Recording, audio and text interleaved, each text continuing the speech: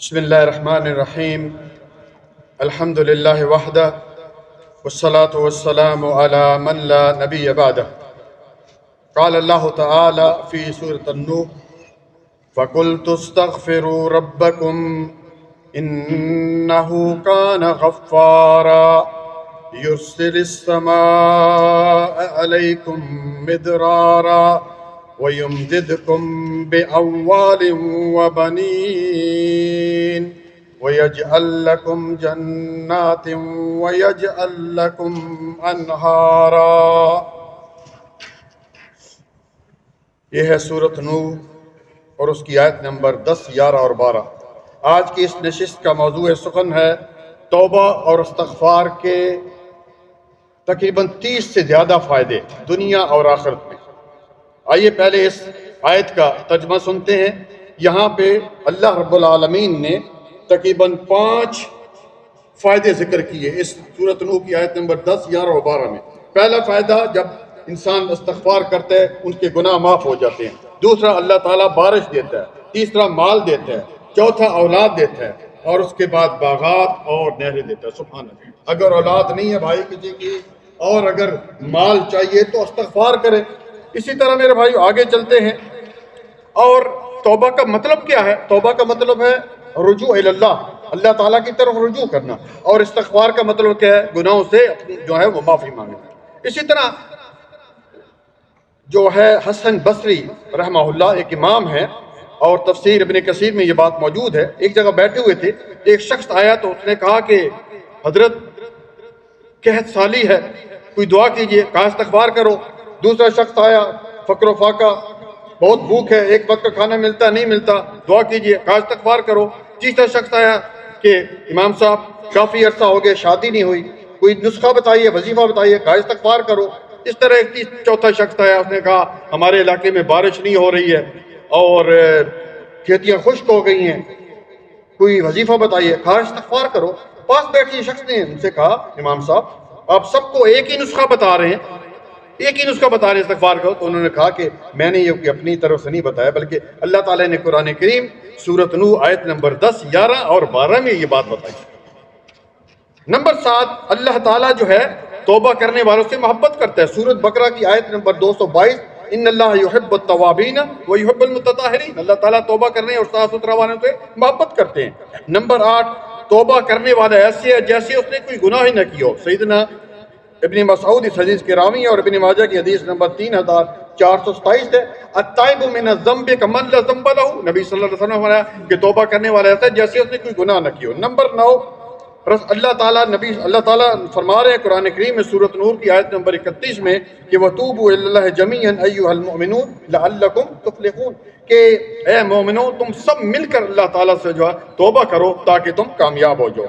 Number 10، سیدنا انس رضی اللہ تعالیٰ عنہ اس حدیث کے راوی ہیں، رسول اللہ صلی اللہ علیہ وسلم نے فرمایا، ترمذی کی حدیث نمبر 2499 ہے کہ کل ابن آدم خطا وخیر الخطائین التوابون، کہ آدم کا ہر بیٹا خطا کار ہے، گناہ گار ہے، اسے گناہ ہو سکتا ہے، لیکن بہترین گناہ گار کون ہے؟ جو اللہ تعالیٰ سے توبہ کرتے۔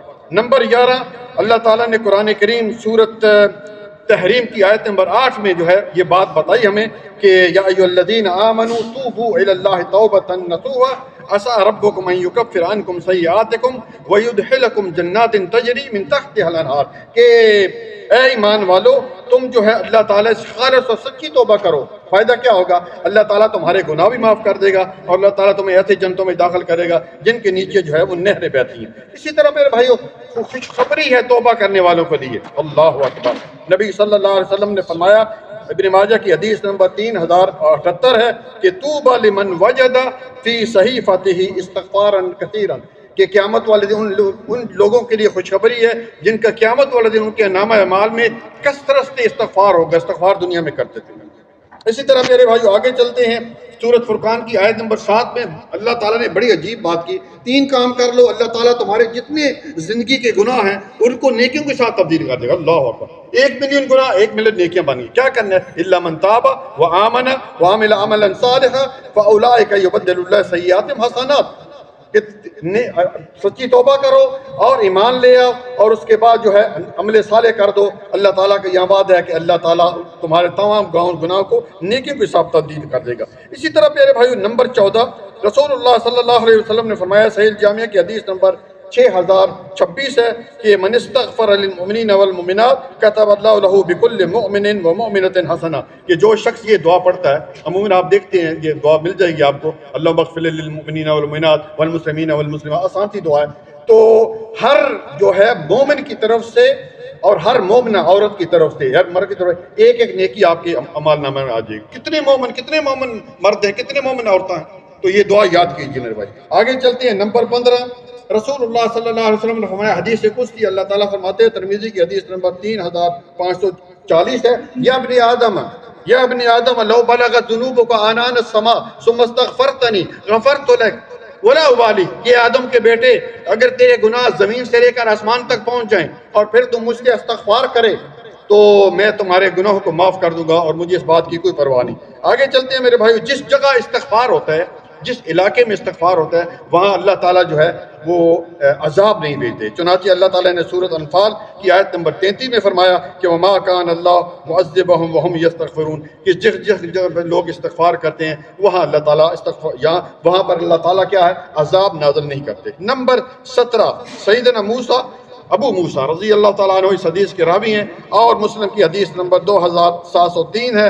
فرماتے ہیں اللہ تعالیٰ جو ہے، رسول اللہ صلی اللہ علیہ وسلم نے فرمایا، اللہ تعالیٰ رات میں اپنا ہاتھ پھیلاتا ہے تاکہ دن میں گناہ کرنے والا توبہ کر لے، اور اسی طرح دن میں اپنا ہاتھ پھیلاتا ہے تاکہ رات میں گناہ کرنے والا دن میں توبہ کر لے، اور یہ سلسلہ جاری رہتا ہے. اللہ اکبر. دن میں گناہ ہو جائے رات میں توبہ کر لیں، رات میں گناہ ہو جائے دن میں توبہ کر لیں، اور یہ سلسلہ اس وقت تک جاری رہتا ہے جب تک کہ سورج مشرق کی بجائے مغرب سے طلوع نہیں ہوتا. اور یہ آپ کو پتا ہے کہ قیامت کی نشانیوں میں سے نشانی ہے بس. اسی طرح میرے بھائی 18 نمبر رسول اللہ صلی اللہ علیہ وسلم جتنی دفعہ استغفار کرتے تھے، اللہ اکبر. صحیح بخاری کی حدیث نمبر 6307 ہے، سیدنا ابو ہریرہ اس حدیث کے راوی ہے، رسول اللہ صلی اللہ علیہ وسلم جو ہے کیا فرماتے تھے، واللہ انی لا استغفر اللہ واتوب الیہ فی الیوم اکثر من 70 مرہ، کہ میں دن میں 70 مرتبہ سے زیادہ جو ہے استغفار کرتے ہیں. دیکھیے ہم خود دیکھیں ہم کتنی دفعہ استغفار کرتے ہیں، حالانکہ ان کی چھوٹی موٹی ضرورتیں سب معاف ہیں. اسی طرح نمبر 19 مسلم کی حدیث نمبر 2702 اور ترمذی کی حدیث نمبر 3249 جو ہے 49 ہے. رسول اللہ صلی اللہ علیہ وسلم فرمایا، انی لا استغفر اللہ فی الیوم 100 مرہ، میں دن میں جو ہے وہ 100 مرتبہ جو ہے وہ استغفار کرتا ہوں. اللہ اکبر. آگے چلتے ہیں نمبر 20 صحیح مسلم کی حدیث ہے، نبی صلی اللہ علیہ وسلم نے فرمایا کہ یا ایھا الناس توبوا الی اللہ فانی اتوب فی الیوم 100 مرہ، کہ اے لوگو اللہ کی بارگاہ میں توبہ کرو، یقیناً میں دن میں 100 مرتبہ اللہ تعالیٰ سے استغفار کرتا ہوں اور اس کی بارگاہ میں جو ہے وہ توبہ کرتا ہوں. نمبر 21 سیدہ عائشہ رضی اللہ تعالیٰ عنہ فرماتی ہیں کہ رسول اللہ صلی اللہ علیہ وسلم وفات سے پہلے، جب ان کی وفات کا وقت آیا تو اس سے پہلے یہ کلمات پڑھا کرتے تھے، اور یہ مسلم کی حدیث نمبر 4814 ہے. وہ استغفار وہ کلمات کیا تھے بھائیو؟ سبحان اللہ و بحمدی استغفر اللہ واتوب الیہ، اے اللہ میں تیری پاکی بیان کرتا ہوں اور تیری حمد و ثنا بیان کرتا ہوں اور تجھ سے مغفرت کا طلبگار ہوں اور تیری بارگاہ میں توبہ کرتا ہوں. اسی طرح میرے بھائیو رسول اللہ صلی اللہ علیہ وسلم ایک مجلس میں کتنی دفعہ استغفار کرتے، اللہ اکبر. سیدنا ابن عمر رضی اللہ عنہما بیان کرتے ہیں، ان كنا لا نعد في المجلس الواحد النبي صلی اللہ علیہ وسلم رب اغفر لی وتب علی انک انت التواب الرحیم. بخاری کی روایت ہے، ہم گنتے تھے نبی صلی اللہ علیہ وسلم، یعنی وہ مجلس میں بیٹھے ہوتے تھے، بات نہیں ہے کہ بات کو روک کر نہیں، بلکہ وہ پڑھا کرتے تھے. کیا پڑھتے تھے؟ رب اغفر لی وتب علی انک انت التواب الرحیم. اللہ اکبر. ایک مجلس میں 100 مرتبہ. اسی طرح نمبر 23 ہے کہ استغفار کرنے سے اللہ تعالیٰ کی رحمتیں نازل ہوتی ہیں. سورۃ نمل آیت نمبر 46 میں اللہ تعالیٰ نے فرمایا، لولا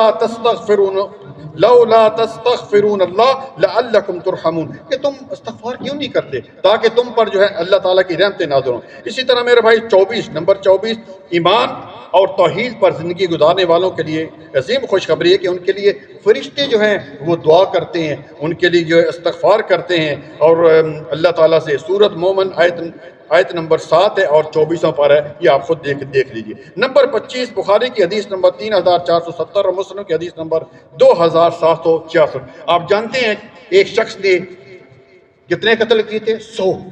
اللہ اکبر. ایک قتل کرنے والے کی بڑی سخت سزا ہے, لیکن 100 قتل کرنے کے بعد جب اس کے دل میں یہ احساس ہوا کہ میں نے بہت بڑا گناہ کیا, تو جب اللہ تعالیٰ سے اس نے توبہ کی تو اللہ تعالیٰ نے اس کے گناہ سب جو ہے وہ معاف کر دیے.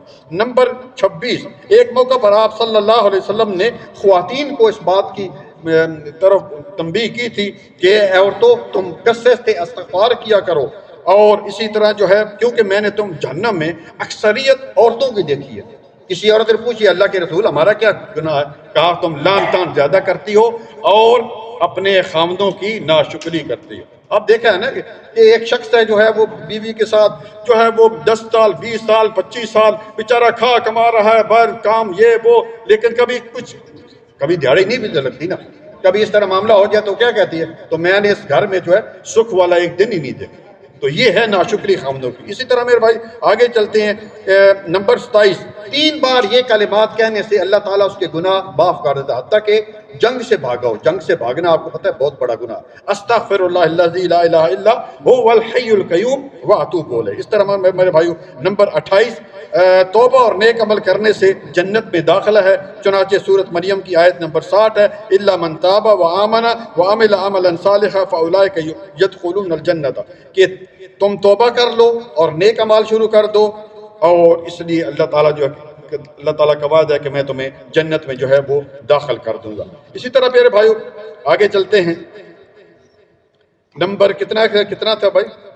29. ابھی 29. سورۃ اعراف آیت نمبر 153 میں اللہ رب العالمین نے فرمایا کہ گناہ کرنے کے بعد جو شخص توبہ کرتا ہے اس کے بھی گناہ معاف کر دیے جائیں. نمبر 3, شیطان کو جب رسول اللہ صلی اللہ علیہ وسلم نے کیا فرمایا, شیطان کو جب جنت سے نکالا جا رہا تھا, آپ کو پتہ ہے معاملہ تھا لمبی ہے وہ معاملہ ہے, اتنا وقت نہیں ہے, تو اس نے کیا کہا تھا کہ اے پروردگار تیری عزت کی قسم میں ہمیشہ تیرے بندوں کو گمراہ کرتا رہوں گا جب تک ان کے جسموں میں ان کی روحیں رہیں گی. تو اللہ تعالیٰ نے آگے اس کا جواب کیا دیا کہ میری بھی عزت اور جلال کی قسم میں بھی انہیں ہمیشہ بخشتا رہوں گا جب تک کہ وہ مجھ سے استغفار کرتے رہیں. اللہ, صحیح الجامعہ کی روایت ہے 1646.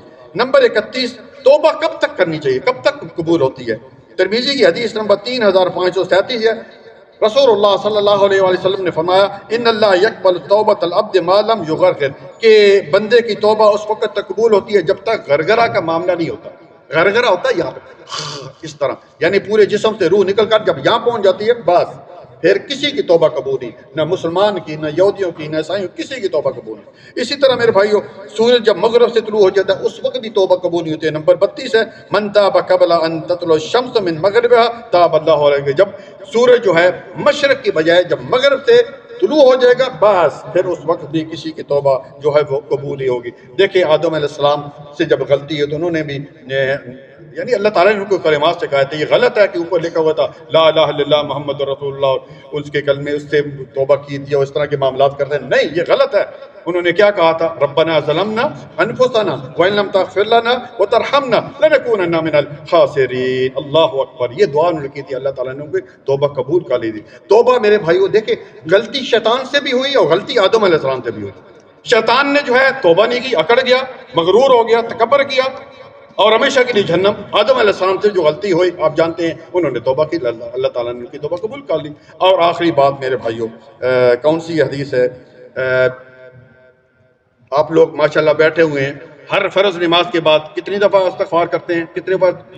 3 دفعہ استغفر اللہ استغفر اللہ استغفر اللہ. اللہ تعالیٰ سے دعا ہے کہ اللہ تعالیٰ ہمیں زیادہ سے زیادہ استغفار توبہ کرنے کی توفیق عطا فرمائے. جزاک اللہ خیر, بارک اللہ فیک. السلام علیکم ورحمۃ اللہ.